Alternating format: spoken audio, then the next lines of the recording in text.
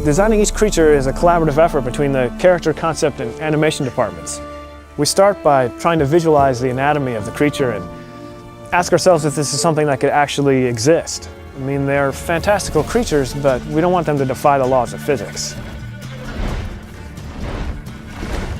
In order to become the best monster hunter, you must first learn how to understand your foes. Books and essays usually give you the information you need, where they can be found, their attack pattern, and what they fear. And it is your job to figure out the best way to kill them. Geralt has a lot of tools available at his disposal for fighting enemies in The Witcher 3. His steel sword, for instance, is used primarily for fighting human opponents, and his silver sword, which he uses for fighting monsters. Geralt can also use a crossbow for fighting ranged or flying foes that are trying to keep their distance from him. Crossbow is also very useful for fighting underwater against swimming monsters, such as the Siren. Harpies are vile feather creatures that fly around you and circle you. Now the only way to deal with them is first to bring them down. And that's where your art spell comes in handy. Sort of compressed air that will bring them down to the ground where you can finish them with your sword.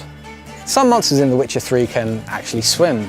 These can attack the player while he's in the water and even go as far as attacking his boat. This can be really dangerous for the player if the monster has a natural affinity for water, such as the Drowner. Drowners are creatures that live in swamps and will snatch at anything that comes near their ponds.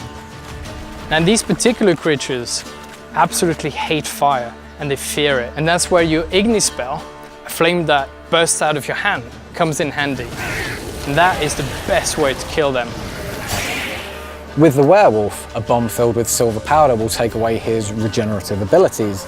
This will make it much easier for the player to defeat him after. The player can use weapon oils to coat his weapons that will make them do enhanced damage against specific enemy types.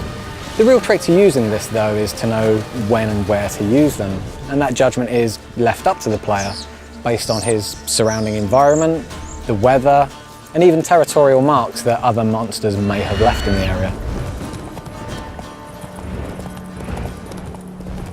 So we've created this complex behavior system in the game that actually allows these creatures to live in the world that they inhabit.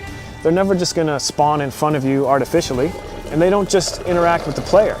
They interact with each other and with NPCs.